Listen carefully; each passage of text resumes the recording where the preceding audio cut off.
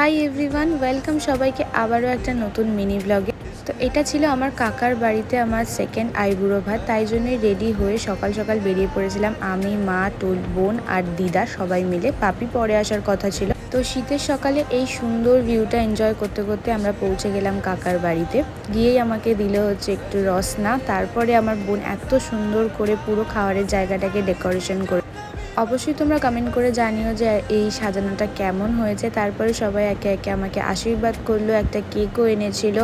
আর পুরো দিনে আরও কি করেছিলাম তার একটা বড় ভ্লগ আমি অলরেডি আপলোড করেছি। যারা দেখোনি তারা আমার নামের নিচে আমি লিঙ্কটা দিয়ে দেবো, গিয়ে কিন্তু ঝটপট চেক করে নিও। কেমন লাগলো সেই ভ্লগটা অবশ্যই কমেন্ট করে কিন্তু আমাকে জানাতে ভুলো না।